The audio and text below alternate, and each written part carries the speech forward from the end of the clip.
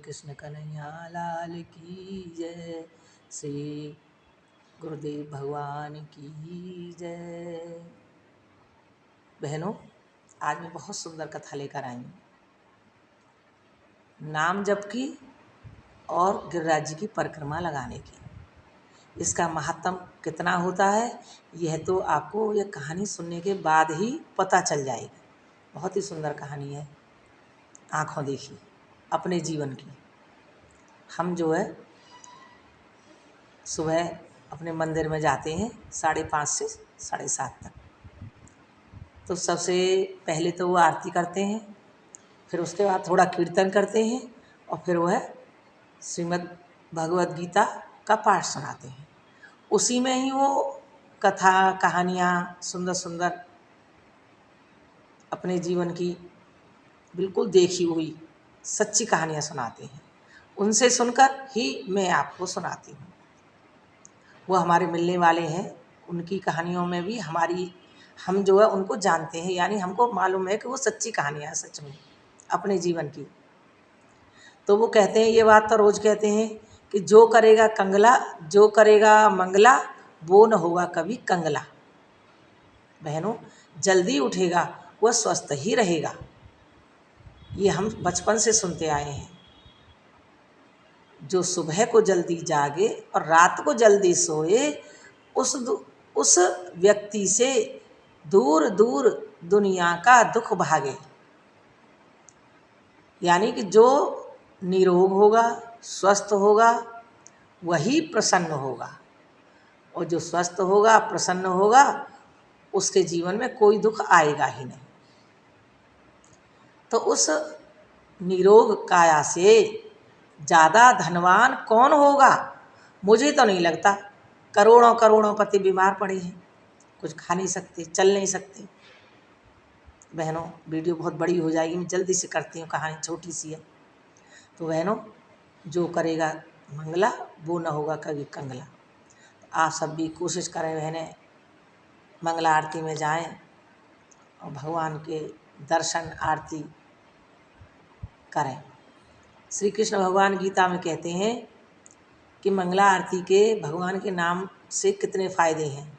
क्या कि वो कहते हैं कि जो व्यक्ति नित्य प्रति नियम से मेरे नाम का जाप करता है, निरंतर मेरा चिंतन करता है, मेरा ध्यान करता है, उस व्यक्ति को मैं बहुत ही सरलता से और सहजता से अपने पास बुला लेता हूँ। उसे मेरी प्राप्ति हो जाती है बहुत ही सरल तरीके से। तो कितना सरल है, केवल नाम जप ही तो करना है। क्या? हरे कृष्ण कृष्ण कृष्ण हरे हरे, हरे राम राम राम हरे हरे, हरे कृष्णा कृष्णा कृष्णा हरे हरे, हरे राम राम राम हरे हरे, हरे कृष्ण कृष्ण कृष्ण हरे हरे, हरे राम राम राम हरे हरे। कितना सरल मंत्र है और कितना सहज है। न तो कोई नियम की परवाह, न काल की समय की परवाह। काम करते रहें और नाम जप करते रहें जिह्वा से, केवल हाथ पैरों से काम करना, जिह्वा से नाम जप करना। तो ये नाम की परिक्रमा की महिमा सुनाती हूँ। उन्होंने सुनाया, एक लड़की थी, उसका विवाह हो गया, ससुराल चली गई, वहाँ वह खूब खुश थी। और 2-4 महीने बाद ही उस लड़की को इतना तेज बुखार आया कि बुखार में उसके दोनों पैर मारे गए। अब उससे चला फिरा नहीं जाता। ससुराल वालों ने उसका खूब इलाज कराया, पर वह ठीक नहीं हुई। डॉक्टरों ने कह दिया कि अब ये ठीक नहीं होगी। ससुराल वालों ने सोचा कि लाओ इसे इसके मायके ही छोड़ आते हैं। और जिन्हें कितनी बातें आती हैं, सब जानते हैं, सब समझते हैं क्या सोचते हैं। तो वो उसका पति जो है लड़की को ससुराल के लिए लड़का अपनी ससुराल यानी लड़की के मायके में छोड़ने गया। कहने लगा, माता जी पिताजी आप इसको रख लीजिए। कि क्योंकि इससे चला फिरा नहीं जाता है जी, हमने तो खूब इलाज करा लिया, आप देख लो, इलाज करा देना, ठीक हो जाए तो हम ले जाएंगे। तो ससुर मायके वालों ने, लड़की के मायके वालों ने कहा कि बेटा हमने तो जैसी दी थी वैसी ही तुम लाओगे तो हम रख भी लेंगे, अब हम कैसे रखें इसे। तो उन्होंने वह नहीं रखी। लड़की का पति अब वो उसे गिरिराज जी में लेकर जाता है। ऐसी भगवान की प्रेरणा हुई कि वह गिरिराज जी उसे लेकर गया, वहीं उसने उतार कर बैठा दी जमीन पर। बोला कि मैं अभी आता हूँ, थोड़ा तुम्हारे लिए कुछ खाने पीने के लिए लाता हूँ। बोली ठीक है। वो चला गया तो लौटकर आया ही नहीं। वह वहीं बैठी बैठी रोती रही। सामने ही एक संत रहते थे।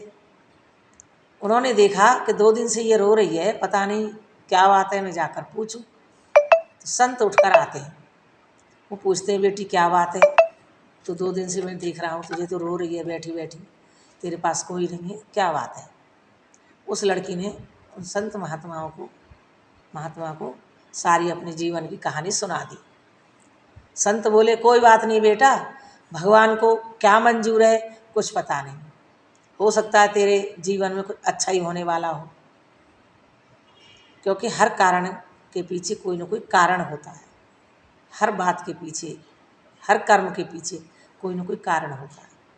तू ऐसा कर, इस गिरिराज जी में की परिक्रमा लगाती रहे, धीरे धीरे धीरे धीरे सरक सरक के चलती रहे, भगवान ने चाही तो तू ठीक हो जाएगी।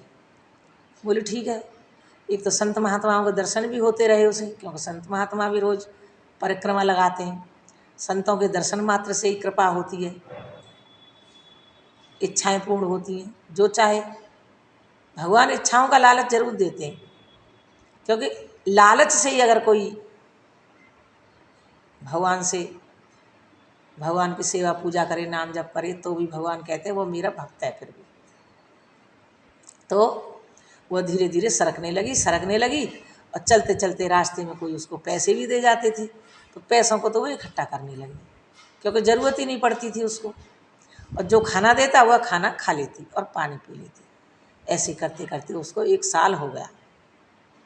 1 साल के अंदर अंदर वह थोड़ा बैठी, फिर घुटनों से चली, फिर थोड़ा सी खड़ी हुई, फिर और खड़ी होकर चलने लगी। अब उसकी ससुराल से और वैसे भी हर जगह से लोग हर महीने परिक्रमा लगाने आते हैं, ज़्यादातर लोग अब बहुत आने लगे हैं, बहुत भीड़ रहने लगी है, बहुत मान्यता बढ़ गई है गिरिराज जी की। हम भी जाते हैं बहनों। तो उसकी ससुराल से भी बहुत लोग हर महीने आते थे, ससुराल वाले नहीं, अड़ोसी पड़ोसी। उन्होंने देखा कि ये तो उनकी बहू है, और ये तो बैठी थी और बैठी रहती थी, इससे तो चला भी नहीं जाता था, अब तो ये बड़े अच्छे से चल रही है।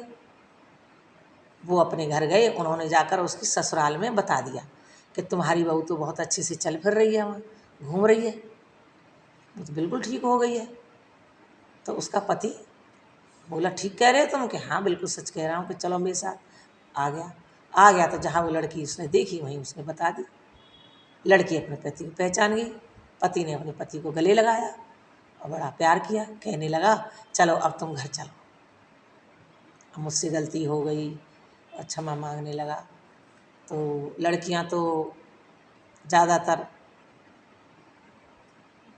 क्षमा ही कर देती हैं, बहुत जल्दी पिघल जाती हैं। तो उसने कहा ठीक है। वह गाड़ी में बैठाने के लिए तैयार हो गई। जैसे गाड़ी में बैठने को पैर रखा, तभी वो संत जो निरंतर उस पर नज़र रखे रहते थे कि उसको कोई कष्ट न हो, कोई परेशानी न हो, कोई उसे कोई क्षति न पहुंचा दे, वो देखते रहते थे। तभी जैसे ही उसने गाड़ी में चढ़ने के लिए कदम रखा, तभी वो संत जी आ जाते हैं। कहने लगे हाँ बेटा। हाँ गुरुजी, उसके चरण स्पर्श किए, प्रणाम किया। हाँ जी गुरुजी, ये मेरे पति देव हैं, ये मुझे लेने आए हैं और मैं जा रही हूँ उनके साथ। संत महात्मा बोले बेटी, ये वही पति है जो तुझे छोड़ कर गया था, तेरी ऐसी स्थिति थी जो चल फिर नहीं सकती थी, इसने तेरी भूख प्यास की परवाह नहीं की, और आज तक इसने खोज खबर नहीं ली कि जिंदा है कि मर गई है कि क्या है। अब ये तू ठीक हो गई तो ये अपने स्वार्थ को सिद्ध करने के लिए आ गया, अब तू काम करेगी इनके घर में जाके। इनके सारे घर को संभालेगी, इसलिए लेने आया है और तू चल दी। तो क्या करूं गुरुजी कि बिल्कुल मत जा, ये दुनिया स्वार्थी है, क्या पता कल को और कुछ बात हो जाए और ये फिर परेशान करे तुझे तो क्या कर लेगी। भगवान ने तेरे साथ अच्छा किया जो तुझे गिरिराज जी की परिक्रमा में यहाँ ला के बिठा दिया। भगवान ने तुझे अपनी शरण में ले लिया है, अब तुझे जाने की जरूरत नहीं है कहीं। वह वापस लौट आई, उसके साथ नहीं गई। उसके पति ने खूब उसकी मनामने करे, खूब उसको मनाया, पर वह नहीं मानी और वह वापस उसको लिए बिना चला गया। संत जी ने उसने जो पैसे इकट्ठे किए थे उसकी झोंपड़ी डलवाई और वह वहीं रहने लगी। नित्य प्रति जमुना जी में स्नान करती, परिक्रमा लगाती और वहाँ कीर्तन भजन करती, जोतवती करती और आनंद से भगवान की शरण में रहने लगी। और वह अभी तक है और कई साल हो गए हैं इन बातों को। तो भगवान के भजन से ज़्यादा क्या आनंद है, कहाँ आनंद है। भगवान की शरणागति से ज़्यादा कहीं भी आनंद नहीं है। भगवान ने बड़ी कृपा करी जो उसको वहाँ बुला लिया, क्योंकि ऐसे लोगों के पिछले जन्मों के भजन करने के लिए रह जाता है, पूरा नहीं हो पाता, तब वह दूसरे जन्म में आके फिर भजन करता है। और भगवान घर छुड़वाने के लिए कुछ न कुछ तो बड़ा करते हैं, इतना बड़ा करते हैं कि फिर उससे सहा नहीं जाता। जैसे तुलसीदास जी को उनकी पत्नी ने कितना अपमान किया, तो वो ऐसे निकले कि देख लो ऋषि बन गए, श्री रामचरितमानस के रचयिता बन गए। तो बहनों, आपको कथा सुनने के बाद अब पता ही चल गया, समझ ही आ गया कि कथाएं कहानियाँ सुनने से कितनी श्रद्धा बढ़ती है, कितना विश्वास बढ़ता है और कितना प्रेम बढ़ता है भगवान के चरणों में। सबको लगता है कि हम भी शुरू करें तो भगवान हमारे लिए भी कुछ करें।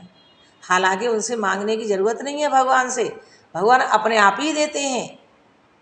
जो हमें चाहिए वो सब देते हैं भगवान। भगवान कहते हैं जो मैं चाहता हूँ वो तू कर और फिर तू जो चाहता है वो मैं करूँगा। इतनी बड़ी बात कहते हैं, तब भी हम भगवान की शरण में नहीं जाते।